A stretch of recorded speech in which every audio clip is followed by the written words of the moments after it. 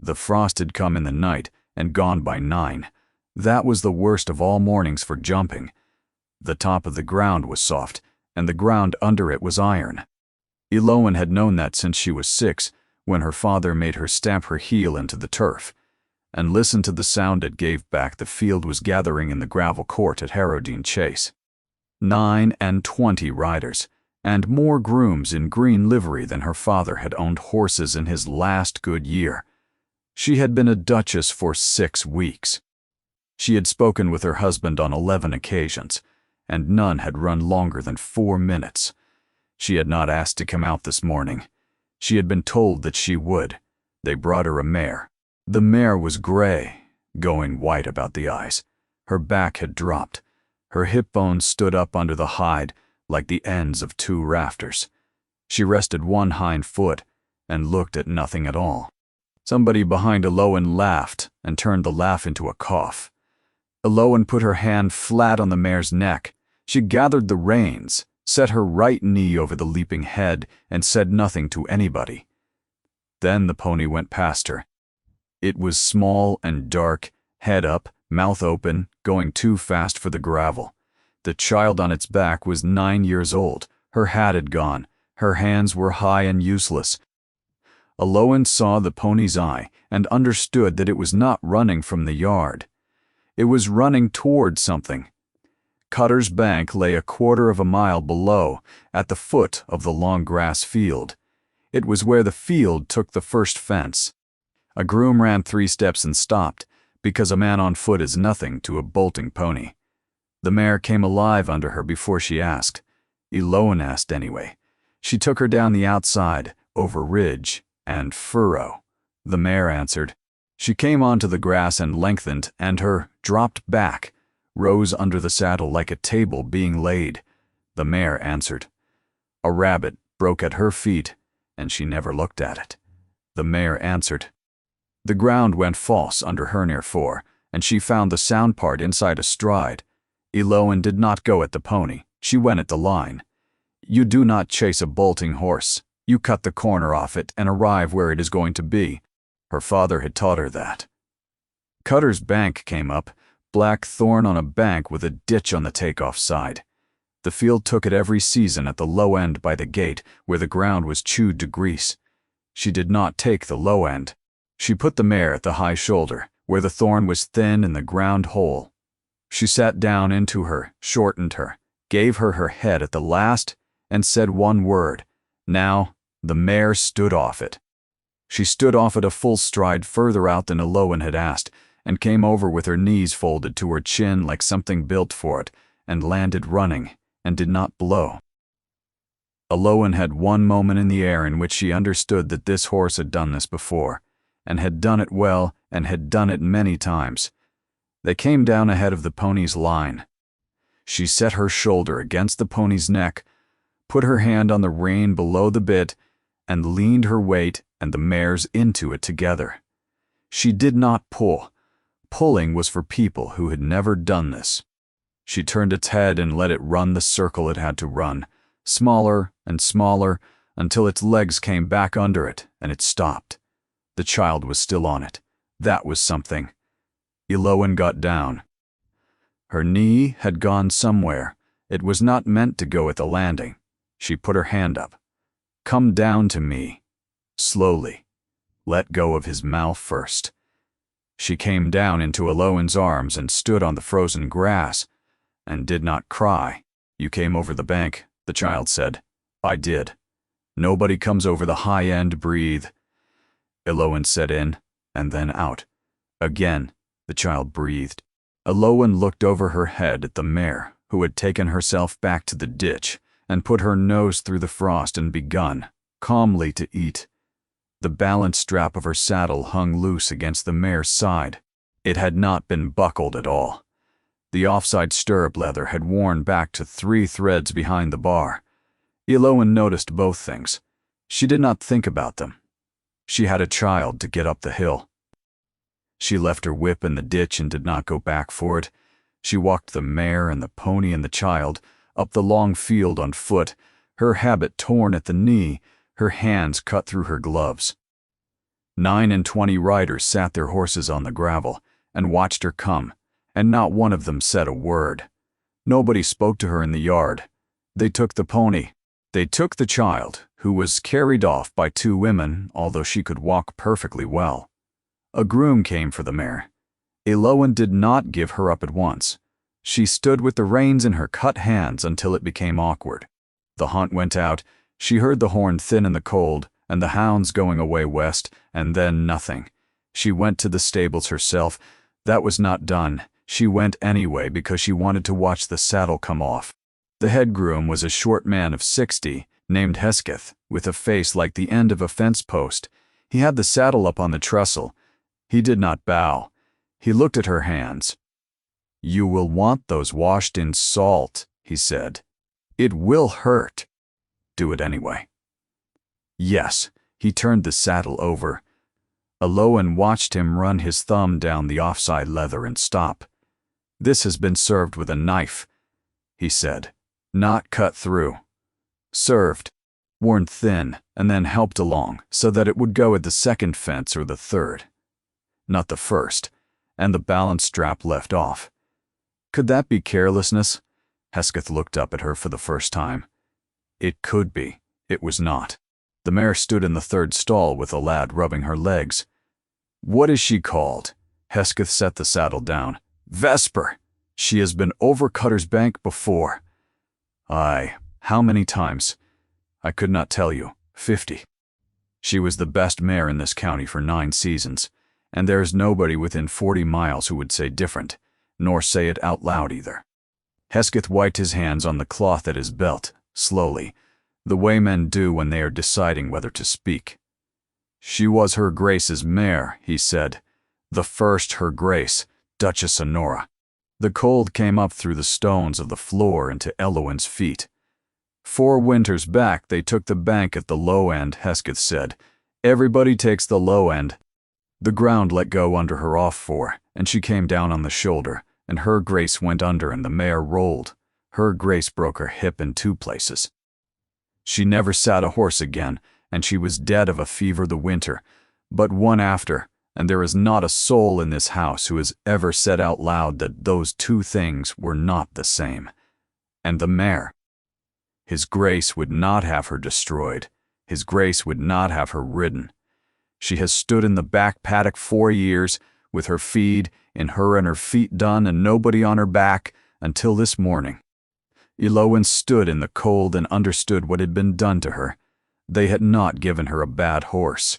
They had given her the dead woman's horse in front of 9 and 20 people, who all knew whose horse it was. They had loosened her tack. They had expected her to go down in the mud at the low end of Cutter's Bank, in the exact place where Honora of Harrowdean was broken. It would have looked like the ground correcting an error. Instead, she had gone over the high end and cleared it by a stride. She put her hand up to the mare's face. Vesper breathed on her palm and did not move away. She had been married out of a house with no coal in it. Nethercombe had been a breeding farm once. Her father, Lorne Trewin, had put 20 years and every shilling he held into making hunters. He was very good at that and very bad at everything else.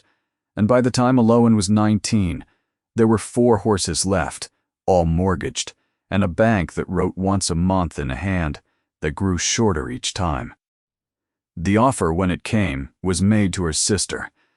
Aveline was the beautiful one, 2 years older, and she knew how to enter a room. The Duke had seen her at a subscription ball and written inside the month, and the settlement he proposed would have cleared every debt her father held. 2 days before the wedding, Aveline went out of her window at 4 in the morning with a bandbox and a curate. What followed was the worst 30 hours of Eloan's life. She remembered her father sitting on the stairs with his boots on the wrong feet. She remembered her mother's face going a color she had never seen on a living person. She remembered the words disgrace and ruin and prosecution used inside one sentence by a man from the bank who had walked because he could not afford the coach. And she remembered saying, in a voice that did not sound like her own, that there was another daughter. They were married 11 days after that, in the chapel at Harrowdean, with 15 people present. She had met him 3 times before the morning of it, at the altar, before the bishop and the dowager Countess of Wexbury and 11 other witnesses. The Duke of Harradine said something that was not in the service. He spoke quietly enough that only the front row heard it, and clearly enough that the front row could never afterwards pretend it had not. You did not choose this. I will not hold you to it. You may leave this house on any morning you please, with your name whole and your settlement paid, and I give you my word before these people that I will never once ask you to stay. Then he had put the ring on her finger and she had said the rest of the words, and no one had spoken of it since. The stable door opened and the light changed. Lady Audeline stood in it, in furs. She had not been out with the hunt. She looked at Eloan's torn habit for exactly as long as it took to be certain Eloan knew she was looking. You went over the high end, she said. I did.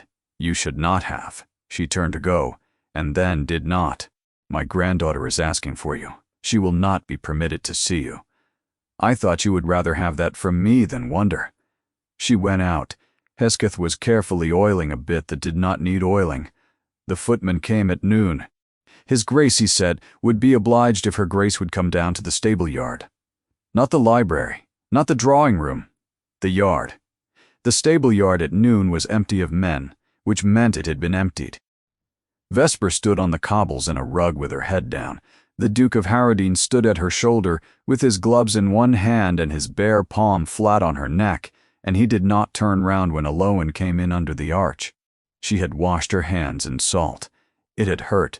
They were bound now in linen, and she had put on her second habit and her hair up, and she looked as much like a duchess as she was ever going to look.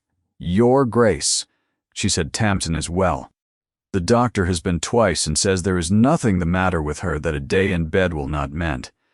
She has told the story 9 times since breakfast. He was still looking at the mare. In her account, you came over the high end. I did. So I understand. He put his gloves into his pocket and turned round. She had seen his face 3 times before the wedding, and 11 times since, and had never looked at it long enough to be sure of it.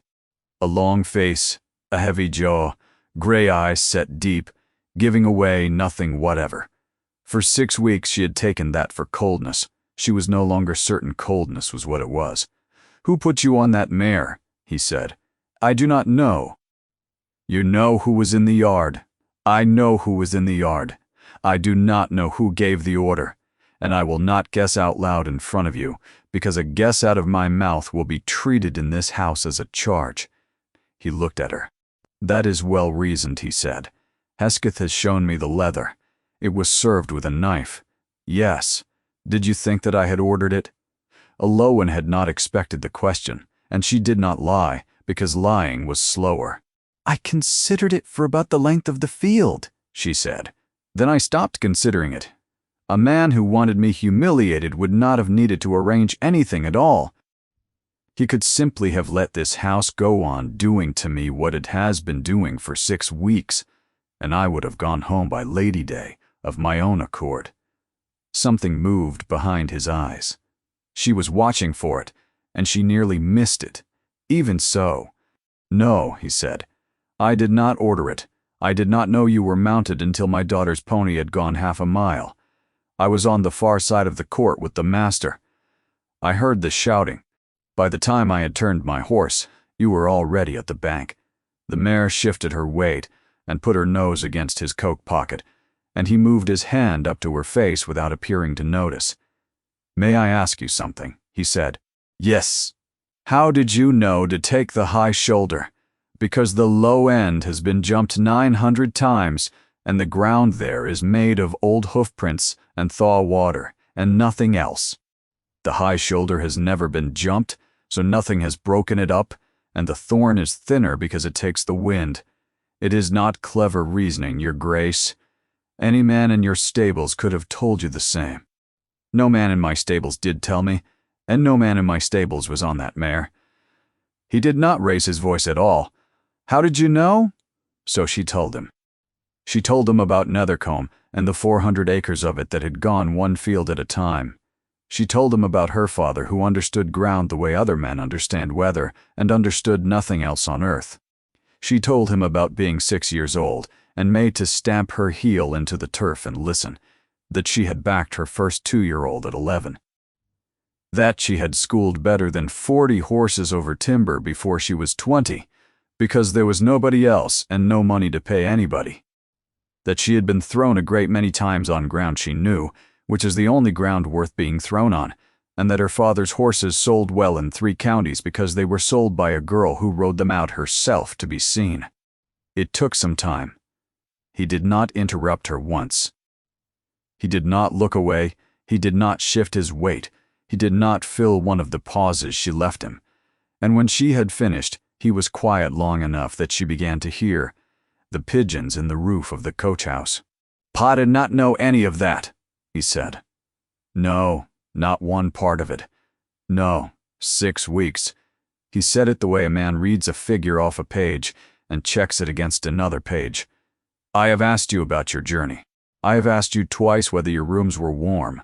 I have asked you nothing else at all." Alowan said nothing, because he was not wrong, and there is nothing to be added to a true statement. "You will take a horse out of my stable," he said. "Whichever one you want. There are 19 and 4 of them would carry a lady. Take the brown one they call Ferryman. He is the best animal I own, and he is wasted on my second whip." "No, thank you." He stopped. "You have not seen him. I saw him this morning. He is a beautiful horse. He would have carried me over Cutter's Bank at either end, and I would have looked very well doing it." She kept her voice level.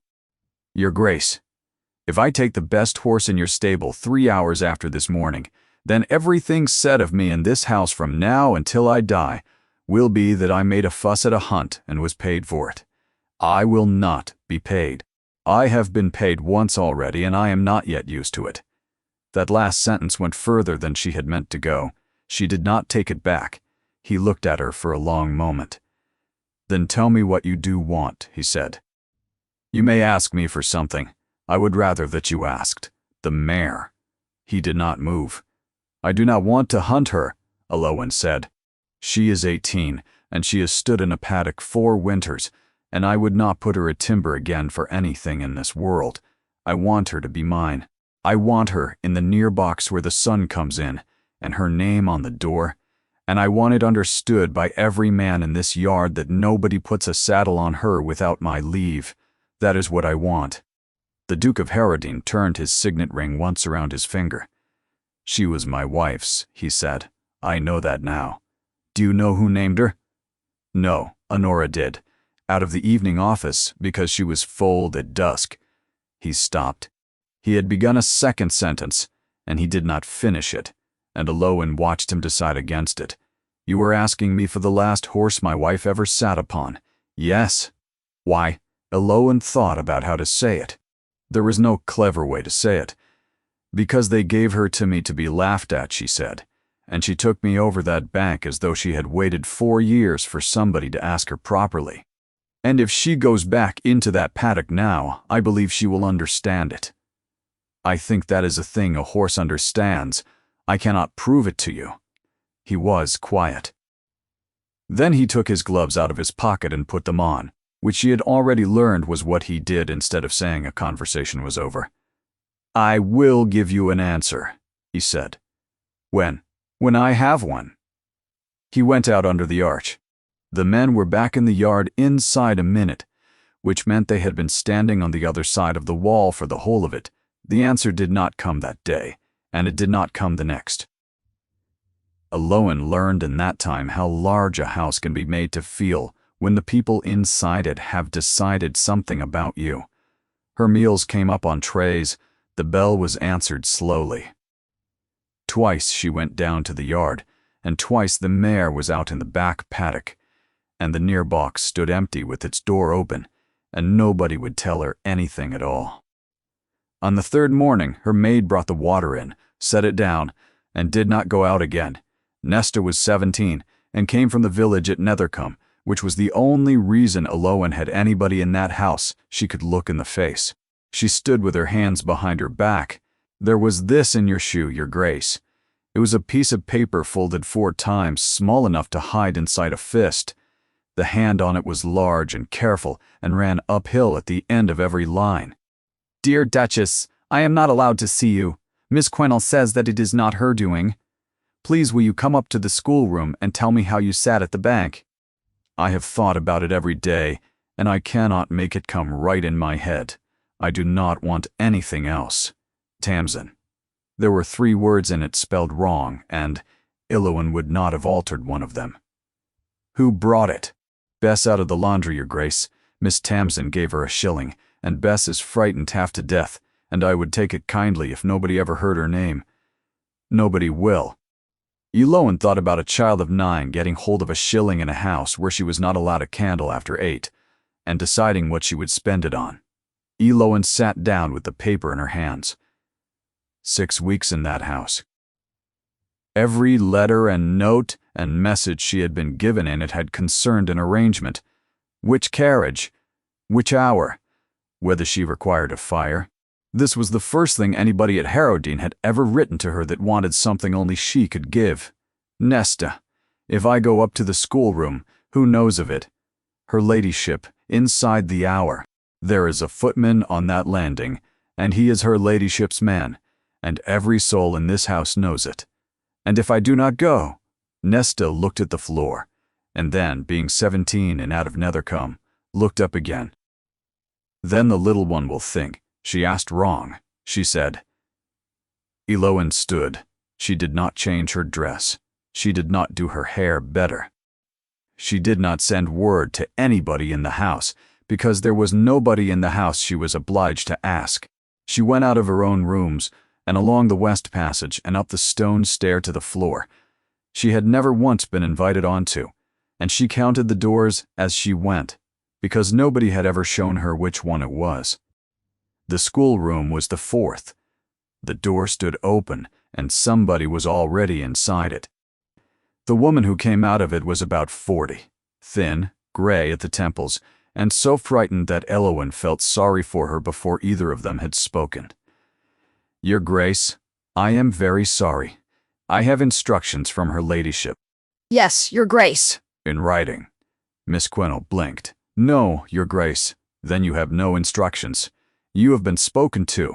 Ilowan kept her voice down. There was a footman on the landing, and she had no intention of making his morning interesting. Miss Quennell, I am going to sit in that room for half an hour. If anybody asks what occurred, you will say the Duchess of Harrowdean walked past you, and you were not able to prevent her. That will be true. You were not able to prevent me. Something went out of the governess's shoulders, and she stepped aside so quickly that Ilowan understood she had been waiting 3 days for somebody to take the thing off her. She has eaten no breakfast since Tuesday, Miss Quennell said quietly. I did not know who to tell. You have told me. Tamsin was at the long table with a slate in front of her and nothing written on it.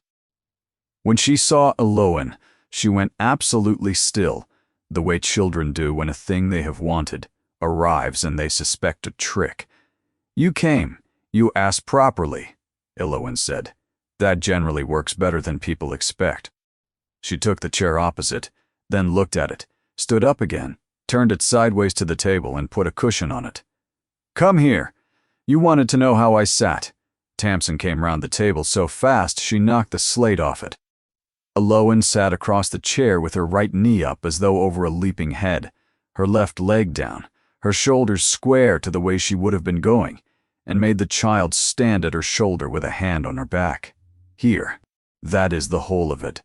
Straight from the hip to the crown of my head, and the rest of me quiet. Now push me. Push you. Push me forward. Tamsin pushed. Ilowan did not move again. Harder. The child put both hands into it. Ilowan did not move. Tamsin sat back on her heels with her mouth open. That is not strength, Ilowan said. That is where I have put my weight. If your weight is in the right place, a horse can do anything underneath you and you will still be there afterwards. Most people who come off at a fence have already come off before the fence. They got in front of it in their minds and their body followed. Miss Quennell says a lady should not think about her body. Miss Quennell is a very good woman, and she does not know one thing about jumping. From the door, very faintly, Miss Quennell said, "That is quite true." Elowen showed her the rest of it, that the horse jumps and the rider does not. That your one job at the last stride is to stop interfering and give her her head, and everything before that stride is arithmetic. That the ground matters more than the fence, and that if she wanted to learn one thing first, she should go out on the frost in her boots and stamp her heel down and listen to what came back, because Elowen's father had taught her that at 6 years old, and he had been a bankrupt who understood nothing on earth except ground. Your father was a bankrupt, he was? He is. Papa says we are not to say that word about anybody. Your papa is right in company. We are not in company. Tamsin found this satisfactory and climbed on to the next chair. Are you going to go away? Elowen did not answer at once. Why do you ask me that? Because Grandmama told Miss Quennell you would be gone by Lady Day, and it would be a mercy. The child said it, the way children say, the terrible things they have carried around for days, quickly, to be rid of them. She did not know I was under the window. What do you think about it? I do not want you to go. Tamsin picked at the varnish on the chair back. Papa came up on the night of the hunt. He sat on the end of my bed a long while and did not say anything. And then he said that he had been married to my mother for 9 years, and he never once saw her go over the high end of anything. Elowen sat very still, and then he said that I was not to tell you that. Tamsin said, "Then you should not have told me." I know. The child looked at her sideways. Are you angry? No. Good, because I shall tell you the other thing as well. He asked me what you said at the bottom of the field. I told him you said breathe, in, and then out, again, and he wrote it down. He wrote it down on his cuff, with a pencil. He does that when he does not want to forget something, and there is nobody to ask for paper. Elowen looked at the window for a moment, because it was that, or, look at the child. She did not hear him come. When she turned her head, he was in the doorway, with his hat in one hand and his gloves already off, and she had learned by now what the gloves meant.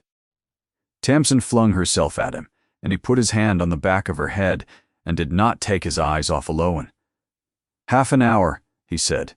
"Miss Quennell reports that you were not able to be prevented." "That is correct. So I am informed." He let go of his daughter. "Come down to the yard." They went down the stone stair and out through the arch, and the men in the yard found things to do on the other side of the buildings. The near box had its lower door shut and its upper half open, and the mare had her head out into the low sun, with her eyes half closed and her lower lip loose.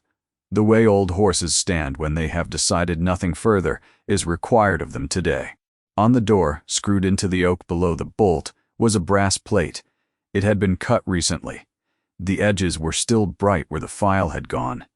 It said, Vesper, and underneath, in smaller letters, Elowen, Duchess of Harrowdean. Elowen put 2 fingers on the brass and did not trust herself to say anything for a while. It was the first object in that house with her name on it. "You did not tell me," she said. "I said that I would give you an answer. That is the answer." "Thank you. Do not thank me for it yet." He was looking at the mare and not at her. "I know now who put you up on her. I am not going to say it in a yard where the walls have families. Come to the estate room at 9 tonight." The estate room was at the back of the house on the cold side, with rent books to the ceiling, a map of the Harrowdean land inked over by 3 generations, and a fire lit too late to make any difference. He was standing when she came in, and stayed standing until she had sat down. Nobody in that house had done that for her in 6 weeks. "Your Grace," she said. "Sit down. My name is Corwin. You have said your grace to me 40 times since the hunt, and I have counted them in this room. I would like you to use my name, because what I have to say cannot be said by a duke. A duke has too much to protect." "Try it," he said. "Corwin, thank you." He sat down across from her, not behind the desk. Lady Adeline gave the order about the mare. She did not give it in a way anybody could hang on her. "She told my first whip on the Monday that her grace would prefer a quiet horse. Being unaccustomed, she said it in front of 4 men, then left the yard and let them work out what would please her. And the leather not her, he said. She would put you in the mud. She would not put you under a horse. Somebody in that yard took a knife to the Duchess of Harrowdean's stirrup leather. I do not know his name, and until I do, I have dismissed nobody. Why? Because a dismissal is a door closing. The moment I turn one man off, every man in that yard learns what happens to people near this, and I will never hear another word of it. Hesketh is asking. He has been in that yard since he was 9. It is your yard now, and there is a man in it who wished you harm and is still drawing wages. If you want him gone tonight, say so, and it is done. Your choice, not mine. Let Hesketh work, she said. Yes. The fire made its first noise of the evening. He put his hands together and looked at them, and she understood that the part he had come to say was not about the yard. I made you a promise at the altar, he said. I have kept it, and I have been proud of keeping it. I would like to tell you what it actually was. It was not generosity. A man who tells his wife on the morning of the wedding that she may go whenever she pleases has arranged the world so that he need never find out whether she would. I gave you a door. A door costs nothing. What would have cost me something was a question, and I asked you none for 6 weeks. You asked whether my rooms were warm. Do not be kind to me in this room. I am aware of what I asked. She stopped.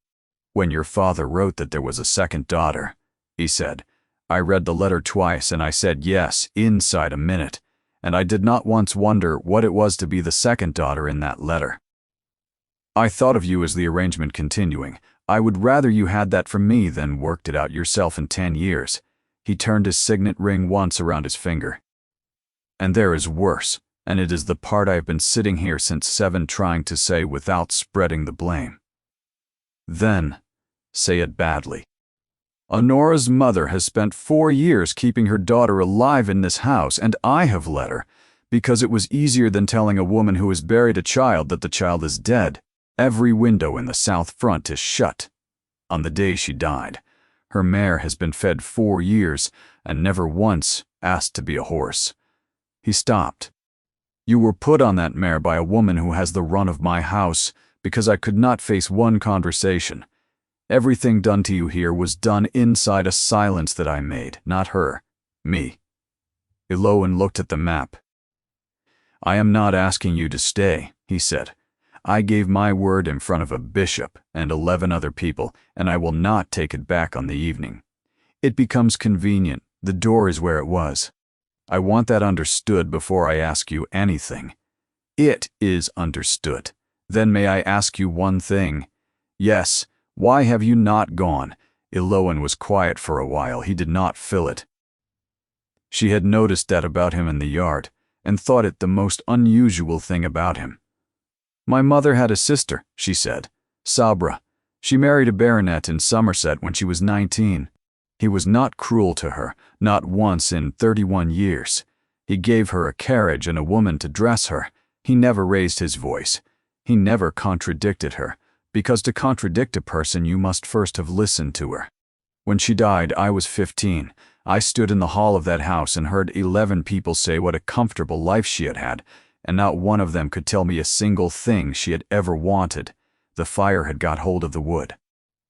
Somebody decided when she was 19 that she would be safer never going over anything, Eloan said. And they were right. She was safe for 31 years, and there is nothing of her left. She was put on the quiet horse and she stayed on it, and she was thanked for it at the funeral. She looked up. I have not gone because I do not yet know whether this house means to do that to me, and I would rather find out than be told. He did not answer. I want to give you the stables, he said. You have given me a horse. Not a horse, the stables. 19 head, 4 men, the paddocks, the buying and selling and the foaling, and Hesketh answering to you. I know ground the way I know Greek.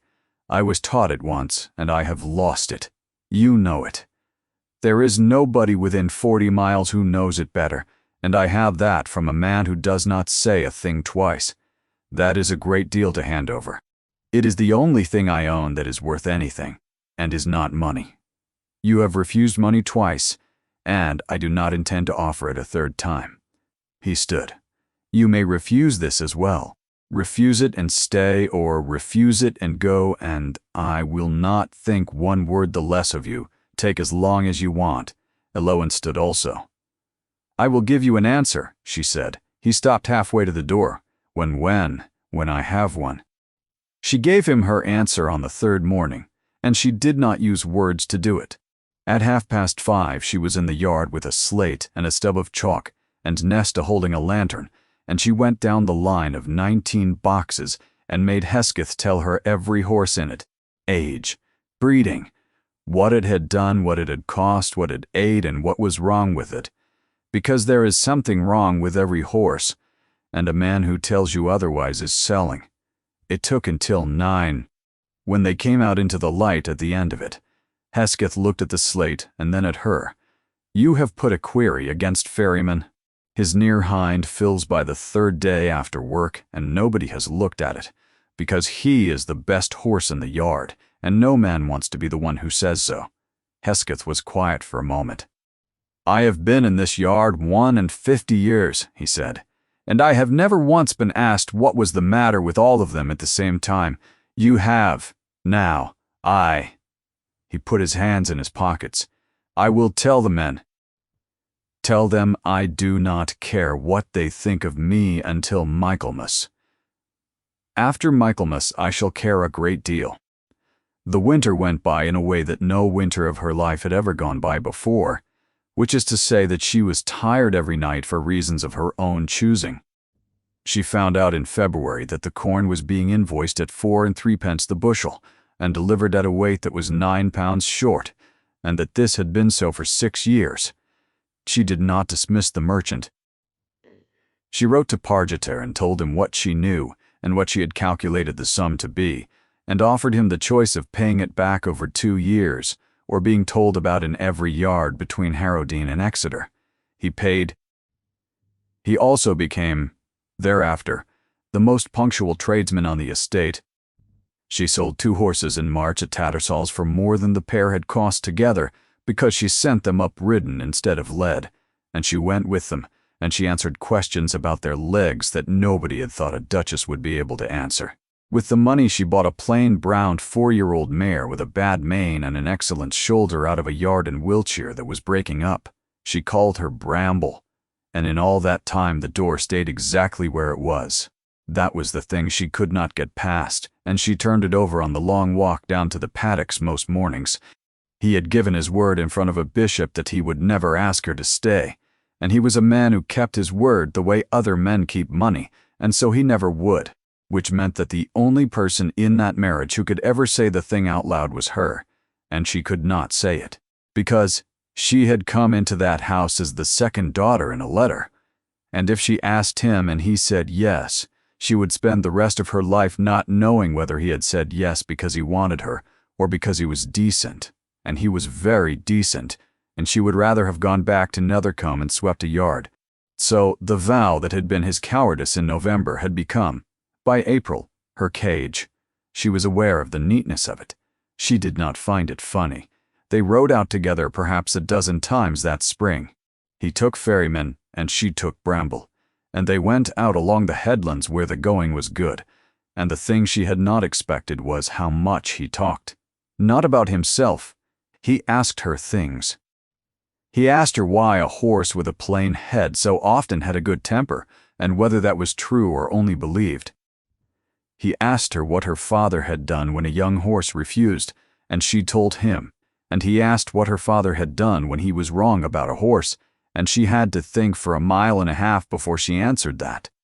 He asked her once on the ridge above the mill what she would buy if he gave her £300 and no instructions, and she told him in detail for 20 minutes, and when she stopped and apologized, he said that she had not yet finished, and he would like the rest of it. He asked her more questions in one wet April than she had been asked in the whole of her life. She noticed also, because she was watching for it now, that his left cuff was always marked. Sometimes 1 line of pencil, sometimes 4. He never referred to it, and she never asked. Once, coming home in the dark with the horses walking, he said, "You have made that yard worth twice what it was, and you have not once asked me for anything. I do not want anything." "That is not true, and you are a poor liar for a clever woman." He said it without any heat at all. "But I will not ask what it is, because I gave my word that I would not ask you anything that obliged you to answer." The road went on under the horses. "That was not what you promised," Eloin said. "No," he said, "it was not." Neither of them said anything else for a mile, and she went up to her rooms that night and sat on the end of the bed with her boots still on, and she looked at the fire, and she declined to give a name to the thing that was standing in the middle of her chest with its arms folded. The letter came on the 2nd of May. It came in the ordinary way up on the tray with the rest, and the hand on it stopped Eloin's breath before she had read 1 word of it, because she had grown up next to that hand and had copied it as a child and had not seen it in 7 months. Aveline was at the Blue Boar at Nethercombe. She had been there 9 days. The curate she had gone out of the window with had married her at Bristol in November, and had died of a fever in March, and there had been no money at all, and there was going to be a child before the autumn. She had walked the last 12 miles. She did not ask Eloin for anything, which was the worst part of the whole letter, because Aveline had asked people for things all her life, and had always got them, and a woman who has stopped asking has learned something that cannot be taught back out of her. She wanted to know whether Eloin would see her before she went to their mother, because she did not think she could look at their mother first. Eloin read it 3 times. Then she put it in the pocket of her habit and went down the stairs, because she had decided in the length of the second reading that she would tell Corwin about it herself that evening, before one servant in that house could get to it first. Lady Adeline was standing at the foot of the staircase. She had her gloves on and her back very straight, and she was holding a folded sheet of paper in one hand, and the paper was of the same cheap gray stock as the letter in Eloin's pocket, and it had been opened. "The Blue Boar sent 2, Lady Adeline said. "The boy was uncertain which of us was the Duchess. Come into the Blue Room, Miss Trewin. I shall not keep you long." The Blue Room was on the cold side of the house, and had not had a fire in it since Easter. Lady Adeline sat down. She did not offer Eloin a chair, and Eloin took one anyway, and put it where she wanted it, which was not where it had been. "You called me Miss Trewin." "I did. Say it again if it makes the afternoon easier for you. It does not do anything to me." Something in the older woman's face acknowledged the hit, and declined to bleed from it. "Your sister," Lady Adeline said, "has been 9 days at a public inn 11 miles from this house, carrying a dead curate's child under her own name. There are 4 men in the taproom of the Blue Boar every evening. By Whitsun it will be in Exeter, by July it will be in London, and it will not be told as a sad story about a foolish girl. It will be told as a joke about a duke who was left at the altar and took the plain one." "Yes," Eloin said. "That is what will happen. You do not dispute it." "Why would I dispute something true?" Lady Adeline studied her for a moment. "Then let us continue with true things, since we are both able to bear them. You have been the Duchess of Harrowdean for 7 months. In that time, you have paid no calls, you have not been to London. You have not sat at the head of a table of 30, and you could not do it, because you do not know which of those 30 may not be seated beside which other, and there are 9 families in this county where the answer to that question is a matter of a lawsuit and a duel. You have spent the winter in a stable yard, and you have made it pay, and I am told the men would go into a fire for you, and none of that is any use whatsoever, because a duchess is not a bailiff. She is the person who decides which 40 people in a county are spoken to and which are not. That is the whole of the office. It is stupid, and it is real, and it does not care what you can do with a horse." Eloin said nothing, because it was true, and she had known it since March and had not looked at it directly. "Now the part you have not thought about," Lady Adeline said. My son-in-law gave his word, before a bishop and 11 witnesses, that he would never ask you to stay. He does not break his word. He never has. And it is the single quality in him I have always admired without reservation. She smoothed a glove. Do you understand what that means for you? It means that you will live in this house for 40 years as a woman who was never chosen. Every footman on that landing knows the words he said. They will still know them when you are 60. You will never once be told that you are wanted, because the man who would have to tell you has promised that he will not. And so you will spend the whole of your life being permitted. I have seen a woman spend her life being permitted. I do not recommend it. The room was very cold. And now the offer, Lady Adeline said, because I am not a monster, whatever you have decided about me.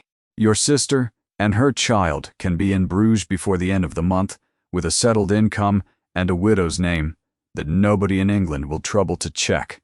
My own money, not his, and no condition upon her at all. She may keep the child, and she will never be hungry. There is one condition, and it attaches to you.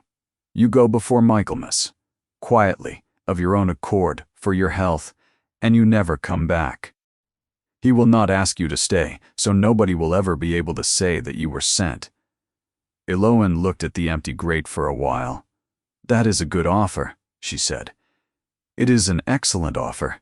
I have spent 3 days constructing it. It is the best offer anybody has ever made me, and I am not going to take it. And before I say why, I want to ask you one question. You may ask, did your daughter ever go over anything? Lady Adeline's hand stopped on the glove. I beg your pardon, in 9 years in this house, anything at all. Anything that had not already been made safe for her by somebody else. Eloan kept her voice down, because she was not enjoying it. You have kept her mare fed for 4 years, and you have never once walked out to look at it. Every window in the south front is closed on the day she died, and it was not her husband who gave that order. When she came home on that hurdle, who told her she would not ride again? Was it the doctor, or was it you? The clock on the mantel went on with what it was doing. You are impertinent, Lady Adeline said. I am, and I will be sorry for it tomorrow, and it is still a question. Eloan leaned forward slightly. I told your son-in-law about an aunt of mine in the winter.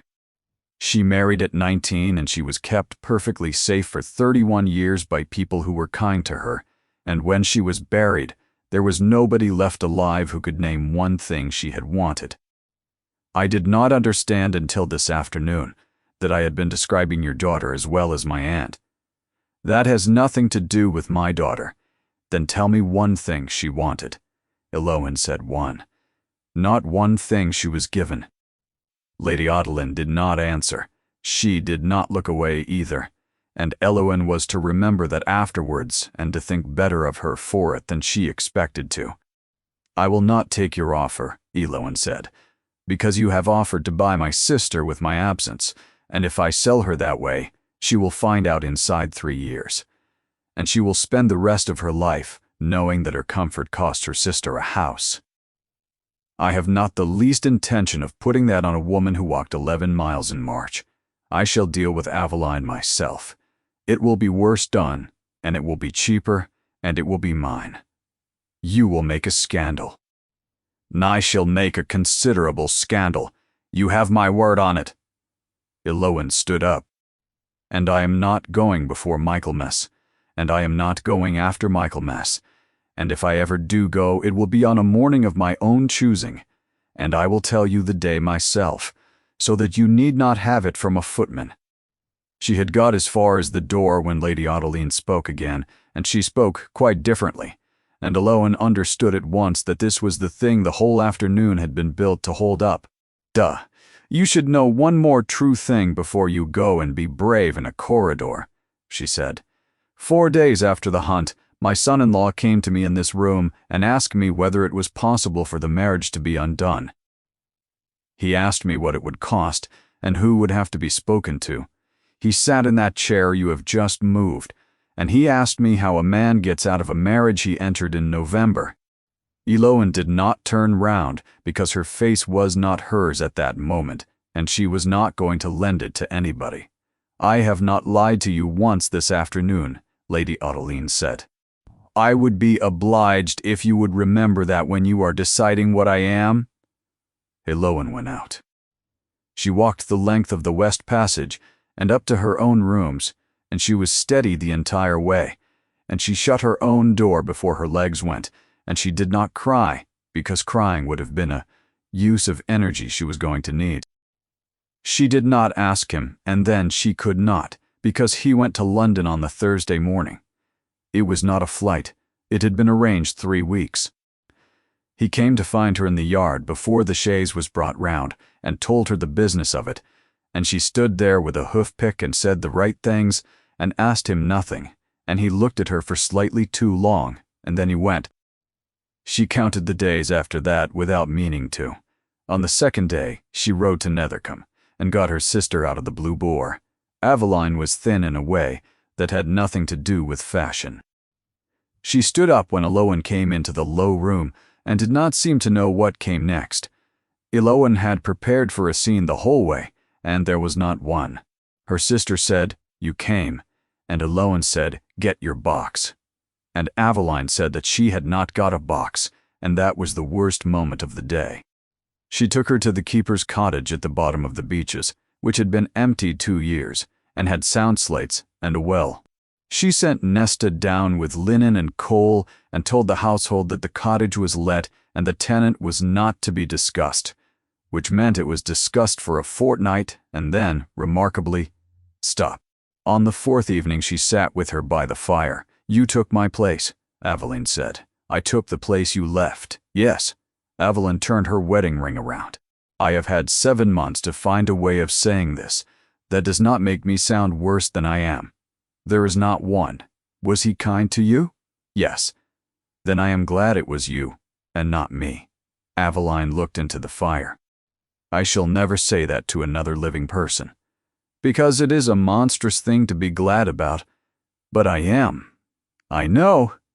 Do you love him?"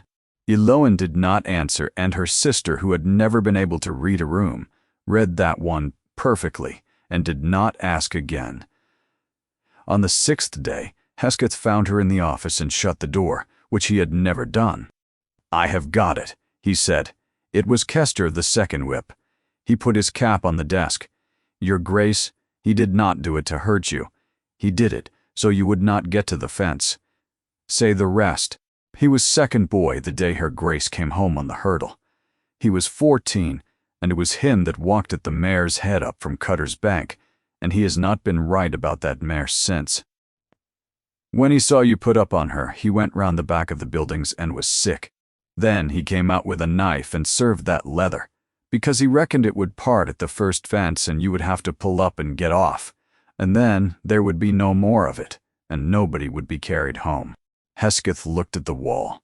"He did a wicked thing for a reason that is not wicked. I am not going to tell you what to do about him. Send him in." He came in with his hat in both hands and made no excuse.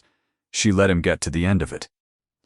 Then she told him that a man who takes a knife to a saddle has decided the person on it cannot be trusted with the truth, and that if he had said out loud in that yard, in front of 29 riders, that the mare had killed a woman, he would have been laughed at and dismissed. And then she told him he would be first whipped by the autumn if he never did anything of the kind again. He got as far as the door before he broke, and she let him do it in the passage where nobody could see. By the 8th day, she had a yard that would have followed her into the sea, a sister in a cottage with a fire in it, a boy forgiven and promoted, and a corn merchant frightened of her, and a husband who had sat in a cold blue room asking how a man gets free of a wife. On the 9th day, she walked down to Cutter's Bank. It did not look like the same place. The thorn was in leaf, the ditch was dry and full of nettles, the bank that had been black and iron in November was green all over, and a blackbird was going through the leaf litter at the bottom of it as though nothing had ever happened there. She sat down on the high shoulder and put her hands flat on the grass. She had done everything. That was what she could not get round. She had done every single thing a person can do without being asked, and none of it was the thing, and none of it could be, because the thing required one sentence from a man who had promised 11 witnesses he would not say it. She sat there until the light went orange and walked back up the long field, and she was calm, and being calm frightened her more than crying would have. The letter came on the 11th day. It had been carried, not posted. It was 1 line long, in his hand, and it said he would be home on Thursday, that there was something he had to say to her, and that he would not write it down. He did not come home on Thursday. He came home on Wednesday evening, and he did not come up the drive. Eloan was at the top of the long grass field, with Bramble on a leading rein, walking her over ridge and furrow to teach her feet what uneven ground was. The light was going. She heard a horse on the lane below, and knew the stride of it before she turned. He came up the field at a trot, pulled up, and got off, and she saw that he was mud to the thigh, that the horse was tired in a way that told her he had changed it at least twice, and that he had not slept. His neckcloth had been tied by a man in the dark. "You said Thursday?" she said. "I could not do another night of it. Then you will hear my question first, because I have had it in my mouth for 11 days, and it is beginning to spoil." She let Bramble put her head down to the grass. "4 days after the hunt, you sat in the blue room and asked your wife's mother how a man gets out of a marriage he entered in November. Is that true?" He did not flinch, did not look away, and did not take 1 second to arrange a face. "Yes," he said, "not very well at all." He dropped his reins and let his horse stand. "We'll have the whole of it, because I have spent a week and a half in London getting the whole of it, and I could not write it without it sounding like an excuse." I asked her how it was done. I asked a lawyer in Chancery Lane the same question 9 days later, and again this week, and what I was asking, both times, was whether there was any way on earth to give you your freedom outright. "Say that again." "You are bound, and I am not," he said. "That is what I understood on the day of that hunt, standing in a yard watching my daughter breathe because of you. I gave you a door in November, and I was proud of it, and the door is worth nothing. A woman who walks out of a duke's house is finished. She may go with her settlement, and she will be nobody for the rest of her life. That is not freedom. That is a corridor with one end." So I asked whether it could be undone properly, with your name whole and no fault on you, so that you could go out of here, a woman of independent means, and never think of us again. He stopped. "The answer is no. It cannot be done without a bill in Parliament and a story in every newspaper in England. And the story would be about you and would follow you into the ground." So I stopped asking. "I have not raised it in this house since March." The blackbird from the ditch started up somewhere below them. "You did not tell me," Eloan said. "How?" I could not say it without saying the rest. And the rest was that I had spent 4 months trying to buy you away out of a house I did not want you to leave. A man cannot say both of those in one afternoon and be believed. "You might have tried me." "Yes," he said. "I have been informed of that at some length by a lawyer, by Lady Audelin in writing, and by a woman in a stable yard who has never once said it out loud." Eloan looked down the field at Cutter's Bank going dark. "Your wife's mother said other things," she said. "I know what she said. She wrote to me in London and told me she is many things, and a coward is not one of them." He wiped his hand down his face. "She is right about 4 things, and you should hear them from me first. The county will talk about your sister, and it will be ugly, and it will last 2 years. You do not know the families, and learning them is dull, tedious work with no talent in it. A duchess's duties are not the yard and never will be. There will be evenings when all of it costs you more than you think it is worth." "And what is she wrong about?" "Everything else," he said. "She is wrong about who you are. She is wrong about what you can be taught. She is wrong about what will break if it is leaned on. And she is wrong in the whole of her heart about which of us is the fortunate one." Eloan had to look at the horse for a moment. "One more thing, and then I have finished," he said. "You told me in that estate room about your aunt and the quiet horse, and I went away from it and did not sleep. And it was not because of you. It was because of my daughter. She is 9. That is the age at which somebody in a house like this decides what a girl will be permitted to want, and I saw who was deciding it, and that I had let her do it for 4 years, because one conversation was easier to avoid than to have. Then he said, "So I have had it. The windows on the south front will be opened on the 12th of June and will stay open. Her chair has been put back into use. Lady Adeline will come at Christmas and at Easter and be welcome, and she will not have the running of my house," and I told her so to her face on Tuesday. The light had nearly gone. Bramble had eaten a circle in the grass around herself. "I thought I was the second daughter," Lowen said. "I have been thinking about it all winter, and I have decided that it is not a fact about me at all. It is a fact about a letter my father wrote in a bad week. I have let a piece of paper tell me what I was. For 7 months. Yes," he said, "that is all I am going to say about it. Then I will say the last of mine." He picked up his reins. "I am not asking you to stay. I gave my word in front of a bishop and 11 other people, and I will not take it back tonight of all nights when I want it more than I have ever wanted anything, because a promise that is kept only while it is convenient is not a promise. It is a preference. The door is where it was, it will be where it was when I am dead. Then, it is fortunate," Elowen said, "that you only promised the one thing." He stopped with the reins in his hand. "You promised that you would never ask me to stay. You did not promise that I would never ask you anything. So I am going to ask, and you are going to answer it, and neither of us will have broken a word of it. Do you want me to stay?" He did not answer straight away, and she let him have the time, because she had learned that from him. "Yes," he said. "Say it as though it cost you something. It costs me everything I have got." He was not looking at the horse now. "I want you to stay. I want you at that table and in that yard and in my house for the whole of my life. And I have wanted it since a morning in March when you told me what you would buy with £300, and I stood there hoping the sentence would not end, because the end of it meant you had finished talking. That is what I have got. It is not elegant. It will do. Elowen." "I am not going anywhere," she said, "and I am not going to release you from that promise either, and I want you to understand why. Keep it. Keep every word of it. The door stays where it is. I want it there on the days when I am tired of the families and the calls, and on the days when somebody says a thing about my sister at a dinner, and on every ordinary Tuesday for 40 years. I want to be able to walk out of that hall any morning I choose. Then I do not understand what you are telling me. I am telling you that I am going to choose not to." Her hands were shaking, so she folded them.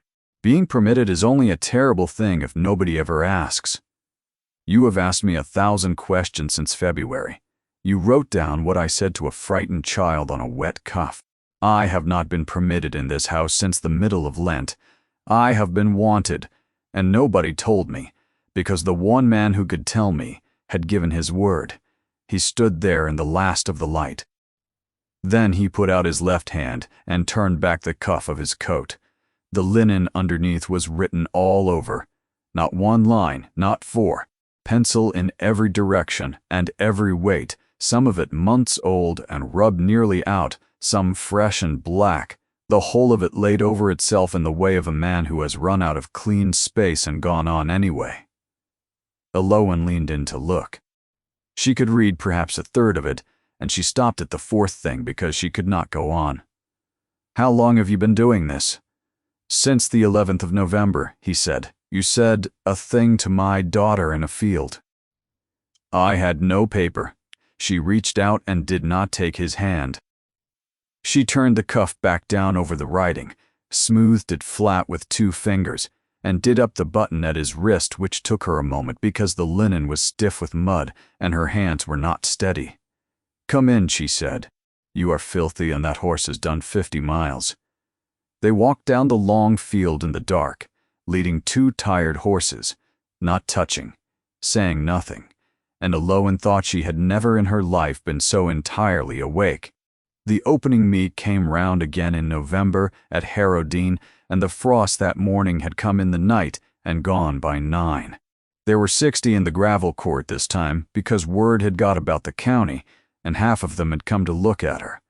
Eloan knew it, and had spent 3 weeks making certain there would be something worth looking at. She was on bramble 5 years old now and made by her own hands over 2 summers, and the mare stood in that crowded yard on a loose rein and did not move a foot. Kester was first whip and had a new coat. Hesketh stood by the mounting block with the expression of a man watching something he had built. Tamsin was 10 and was going out as far as the first field with her father, and had been told so 6 times and agreed 6 times, and every adult present knew how long that would last. They went down the long grass field to Cutter's Bank. The low end, by the gate, had been fenced off in July with post and rail and a hedge planted behind it. The high shoulder had been cut back, the thorn laid, the take-off side drained and turfed, with a wing of hurdles to bring a horse in straight. The whole field went over the high end. It took 20 minutes, and there was not one fall. Nobody remarked upon it, which was the part Eloan liked best. In 4 years, there would be men riding at that bank who had never known it otherwise. And if you told them the county used to jump the low end, they would say the county must have been mad. Lady Ottiline came at Christmas as agreed. She arrived on the 22nd in a great deal of fur, and inspected the house for a full day without one word about the south front windows, which had been open since June.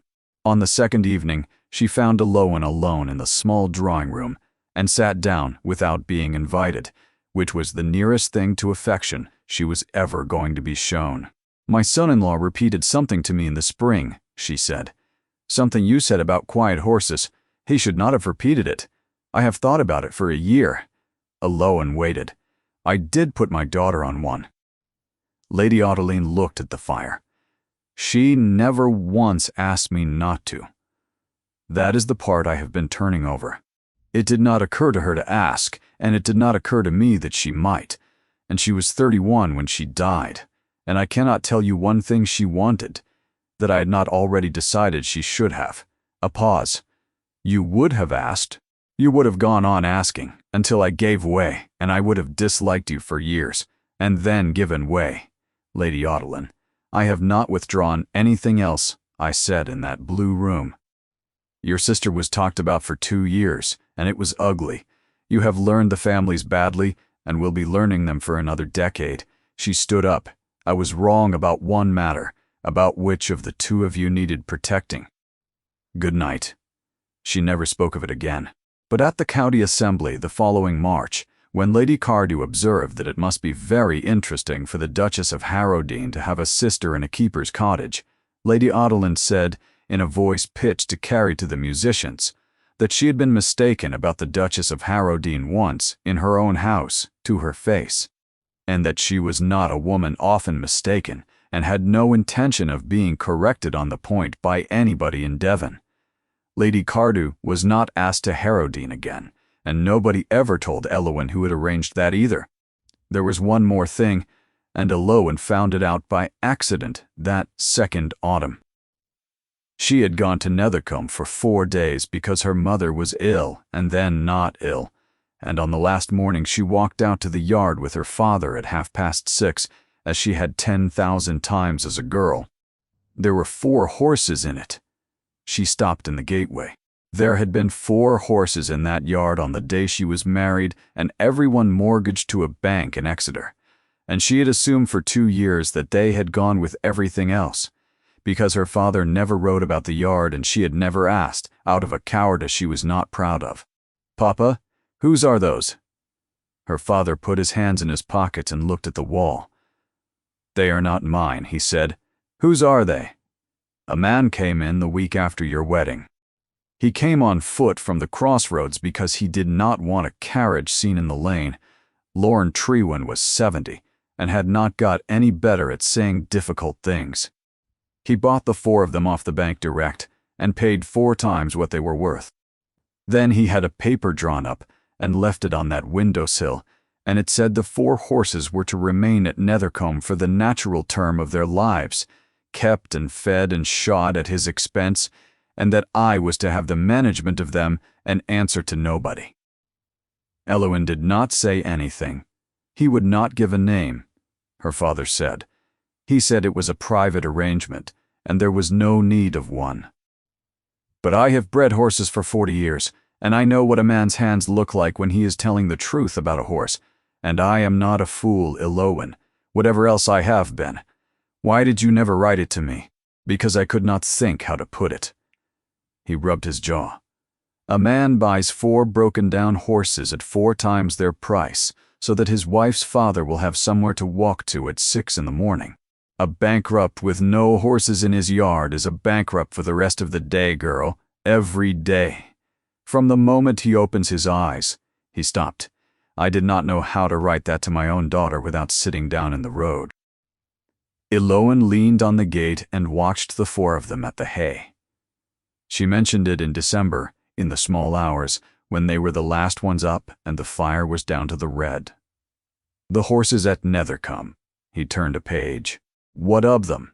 You bought them, the week after we were married. You had met me 3 times. I had read a letter from your father, he said, twice. There was a page and a half about a bank and a page and a half about a mare that had bred him 3 winners. And the second page and a half was written by a different man from the first. It was not difficult to work out what was going to be taken away from him. You never said one word. There was nothing to say. It was a purchase. Corwin, he looked up. He had his reading spectacles on, which he was vain about and would not wear in front of the servants, and behind them his gray eyes had the same weight they had had in that stable yard on the first afternoon, and none of the coldness she had once mistaken it for. Say it, she said. You would have refused it. He turned back to his book. You refused the best horse in my stable 3 hours after you had earned it. You would have refused this, and it was not for you. It was for the old man. Go to bed. She went to bed. She did not go to sleep for some time. The last of it was Tamsin, and it happened the following summer, in the yard, on a Tuesday, with nothing leading up to it. The girl was 11 by then, and had begun, without comment from anybody, to keep a stub of pencil in her pocket. Eloin had seen the marks on her cuff twice, and said nothing, because there are things a child is entitled to keep to herself.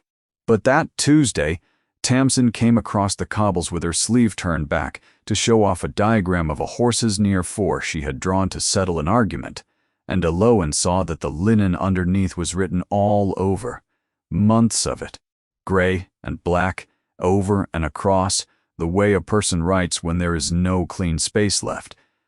That is a great deal of pencil. It is mostly things you say. Tamsin turned her wrist to find a corner of it and held it up. That one is the oldest. It has nearly gone. Eloin bent her head to read it. Ask her if she is staying. The date beside it was in November, in the first winter, in a hand much younger than the one that had drawn the horse. Did you ever ask me? No. Tamsin was already looking at something across the yard, in the way of 11-year-old girls who have handed you the whole of their heart and do not intend to discuss it. I did not need to, in the end. She went off to argue with Kester about the near 4. Eloin stood in the middle of the yard for a moment. Then she walked down to the near box, where the sun came in after 2 o'clock, and where a very old gray mare, with a dropped back and a brass plate on her door, stood with her lower lip loose, having decided that nothing further was required of her that day, or any day, ever again. The door in the great hall was still exactly where it had always been. Eloin knew the way to it in the dark. She had never once used it, and never would, and the whole of the difference between her life and her Aunt Sabra's lay in the fact that it was there, and that it was hers, and that every morning she chose the yard instead.